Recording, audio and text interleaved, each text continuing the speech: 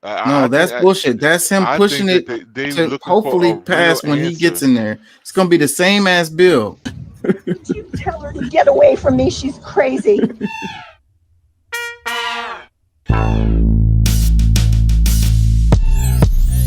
It's bro, gonna be the same shit. look, there's no. The end of democracy. We're here to overthrow it completely. We didn't get all the way there on January 6th, but we will endeavor to get rid of it and replace it with this right here, because all glory is not to government, all glory to God. This was the lament of folks like me who saw what Trump was going to do to the Republican Party. He was not only going to convince conservatives to jettison the conservatism, but maybe even Christians to jettison the family values, the morality, the Christianity. They're just sort of singing to the cheap seats and using Christian word salads to key into the base, but they don't actually have to perform. They don't actually have to be good people. They don't have to have good policies. They don't even have to govern or win in this case. So it's a total upheaval of what has been conservative orthodoxy and what has mattered to the Republican Party for a long time. Welcome to the end of democracy. We're here to overthrow it completely. We didn't get all the way there on January 6th, but we will endeavor to get rid of it and replace it with this right here, because all glory is not to government, all glory to God. This was the lament of folks like me. Yeah, that's one of those ones that was clipped a lot. And I would that this clip has been floating around the internet for a while, so that's why I wanted to share it, But the way that was clipped, I would want to hear the context on that, because he could have been, he could have been. What's a good word for that? He could have been like using sarcasm or whatever. It could have been, it still sounds really bad, I thought it was hilarious. Cool. Yeah, he could have been joking. That's what another thing I was gonna say. I hope to God no one takes him seriously. Yeah, but at the same time, there are people that heard the same speech that you and I did that said 45 told them that they could drink bleach and get rid of the vid. Yeah.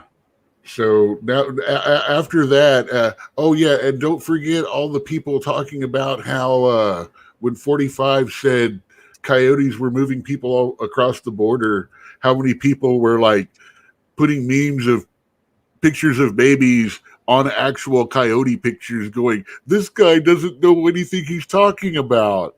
Yeah, I hate the internet sometimes. Let me read this. It says far-right conspiracy theorist Jack Posobiec told a crowd gathered at the Conservative Political Action Conference that his goal is to overthrow democracy and replace it with Christian-based ideology, gesturing to a crucifix necklace in his hand. CNN's S.C. Coop shares how this signals a total upheaval of conservative orthodoxy. Yeah, I don't know, man. The evangelicals' power has grown a lot in the conservative political sphere, I would say. And when we're trying to talk about separation of church and state, and then on one hand we're trying to put the Ten Commandments in the classrooms or in the courtrooms and stuff like that, it's crazy times that we're heading into now. People always want to jump on religion, and it's like, and religion is always like an excuse to do terrible things, I would say. I don't like that. I don't like it when people start mixing politics with religion. Let's keep those separate. The whole idea, and this is, I've actually written a sermon about this. My favorite of the Ten Commandments that people don't understand is thou shalt not take the Lord's name in vain.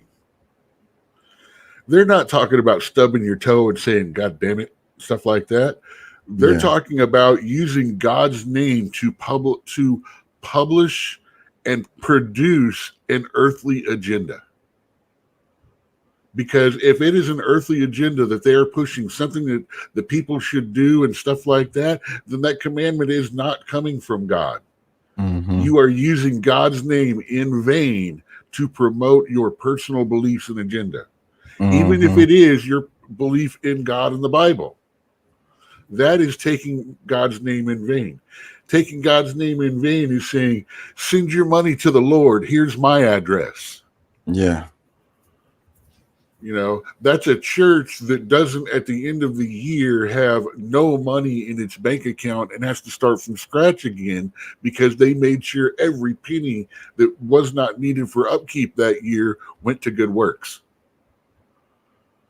And I'm not talking about the Jag on the 3-story, 8-bedroom mansion on the south side of the new church, you know, that holds 1,500 people and can broadcast to 17 different countries, you know, that you guys paid for with your tithes. Thank you. We can get the word of the Lord out to more people. We can reach so many more bank accounts this way. Thank you.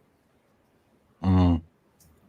Let me read this comment. It says, isn't our democracy founded on the principles of separation between church and state?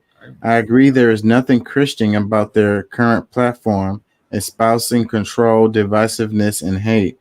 But why is this extreme religious dogma even tolerated in 2024? Keep your church out of our politics. It is un-American. I agree with that last line a lot. Keep your church out of our politics. It is un-American. But they have this stuff where they're talking about like Christian nationalism or whatever, you know, and they really feel like they're doing the right thing, you know, and they feel like that's the right direction for the country or whatever. But again, the whole experiment of the United States was about, you know, separation of church and state and allowing people to worship, you know, the way they please, you know, and without being persecuted for the way that they worship or forcing people to worship in a certain way or whatever, you know. And I don't know, it seems like we're getting away from that. And then you have so many people saying that, you know, United States is a Christian nation. And it's like, where did that come from? Where are they getting that from? How did they come to that conclusion? Hello? Yeah, we can hear you. Okay. Cool deal. Yeah. We were talking about half of them Right. believe that most of the founding fathers were Christians. You know, most of them were technically kicked out of the church. I mean, because they weren't Catholics, they weren't King James's boys. They wanted to get away from the whole people standing on a pulpit with a whole bunch of gold wrapped around them, going, "This is what the book says. You will listen. You will do as you're told because I was told because I'm the only one here that can read." right. Yeah. And that's what they were trying to get away from. And it Well, seems like we're going back to that. And they were all actually men of God, not Yeah, they were necessarily called theists. modern Christianity. But they had different ways of worship. They all believe that there was a God, there's a higher power out there. Well, And they all agreed that how you reach that is your own specific journey. And there's two things that they said are the main thing that our whole bit is based on. No God and no man will control all the people again. Mm-hmm. We will give reverence to no God. We will give no reverence to any king. Yeah. And we will not allow our tea to be taxed. But Jesus is king, though.